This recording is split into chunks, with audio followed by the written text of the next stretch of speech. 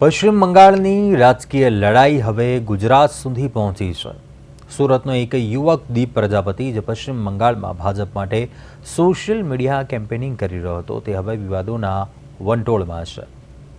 ખુદ પશ્ચિમ બંગાળના મુખ્યમંત્રી મમતા બેનર્જીએ પ્રેસ કોન્ફરન્સમાં દીપ પ્રજાપતિના વિડીયો બતાવીને ગુજરાતી અહીં શું કરે છે તેવો પ્રશ્ન ઉઠાવતા રાજકારણ ગરમાયું હતું।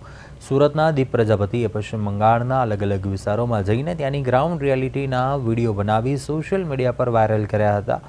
મમતા બેનર્જીએ આ યુવકને ઘૂસણખોરની નજરથી જોતા તેનું નામ સાર્વજનિક મંચ પરથી લીધું હતું અને મમતા બેનર્જીએ સ્ટ્રોંગ રૂમની બહાર ન્યૂઝ મીડિયાને દીપના વિડીયો બતાવ્યા હતા અને વિરોધ વ્યક્ત કર્યો હતો।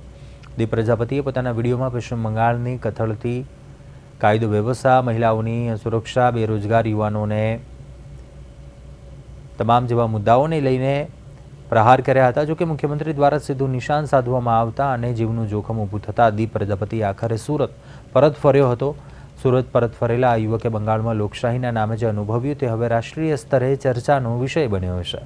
પશ્ચિમ બંગાળમાં 2.5 મહિનાથી હું ત્યાં હતો અને મેં ત્યાં દરેક ખૂણે જવાનું ટ્રાય કર્યું છે અને હરેક ડિસ્ટ્રિક્ટમાં જઈને અલગ અલગ ડોક્યુમેન્ટરી વિડીયો બનાવીને વાયરલ કરવાનું ટ્રાય કર્યું। રીલ ફોર્મેટમાં હું બનાવતો હતો અને મારા સોશિયલ મીડિયા પ્લેટફોર્મમાં તમે જોઈ શકો કે ત્યાંની જે પરિસ્થિતિ ગ્રાઉન્ડ લેવલની છે એ લોકો સુધી પહોંચે અને એ દરમિયાન મેં મતલબ તમે વિચારી નહીં શકો એવી પરિસ્થિતિ, એવા લોકોની હાલત જોઈ છે મેં ત્યાં એક માએ એને દીકરો ખોયો હોય, એક બહેને એને ભાઈ ખોયો હોય, એક બહેનનું રેપ થયું હોય। ત્યાં આપણે વિચાર્યું નથી એના કરતાં ભયંકર। હું બહુ લકી માનું છું કે હું ગુજરાતમાં રહું છું।